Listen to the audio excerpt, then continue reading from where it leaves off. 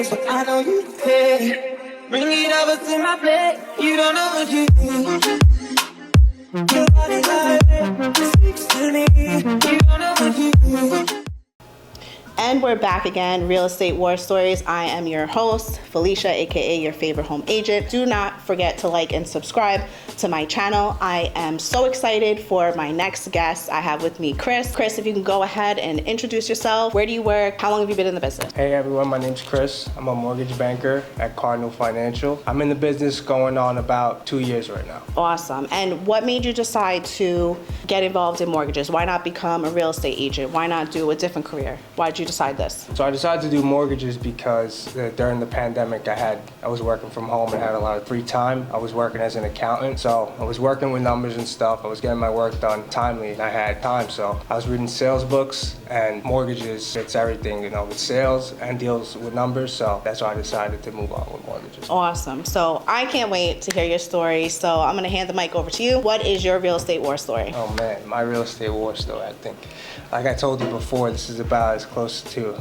war as it's gonna get. And so let's flash back to me about 8 months in the business. I go with my team to a convention in Atlantic City called the Triple Play Convention. Oh, I think I know this story.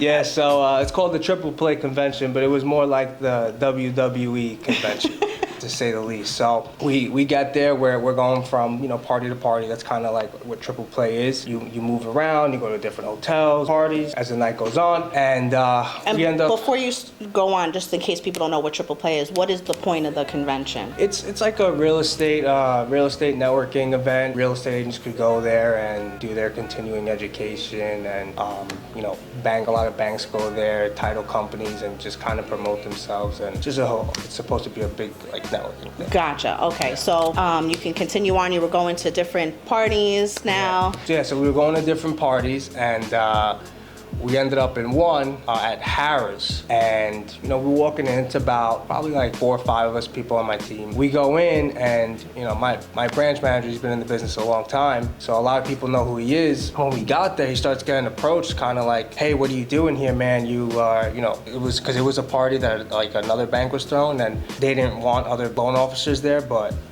it was really easy to get in, and that's kind of like where the good party was. So that's kind of where all the traffic was going. So we ended up there, and we got in there, and you know, very shortly my branch manager's getting approached, getting pressed, kind of what you doing here. So whatever, we that kind of dies down. You know, we're not starting any trouble with anybody. And yeah, towards the end of the night, you know, once the alcohol is really kicked in, a lot of egos. I mean, it turned into a whole brawl fest. I mean, it was chairs flying, tables flying, punches being thrown, people flying all over the place. It was absolutely out of control. And what were you doing in the middle of all of this going on? I was entertained. I was watching it.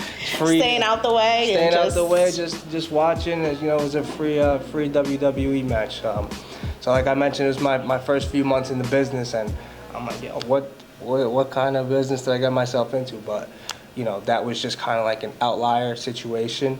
That's not what the business is. It just happened to unfortunately turn out that way. But yeah. And have you been back since? No, I haven't been back. Or would you go back?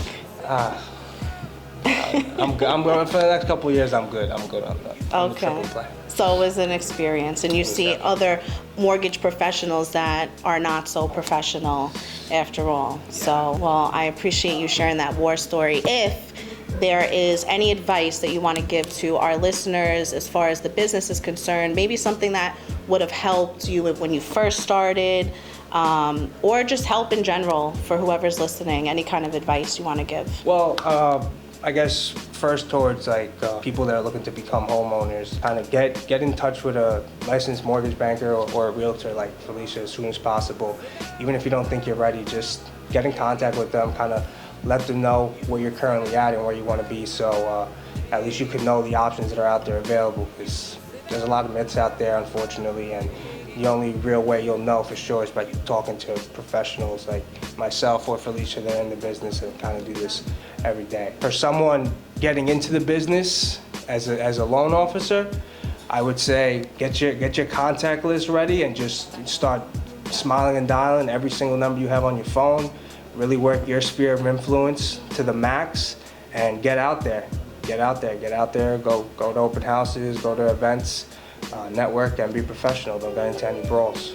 Awesome. So that is awesome advice. And if our listeners want to reach you on social media, how would they be able to contact you? Drop your socials.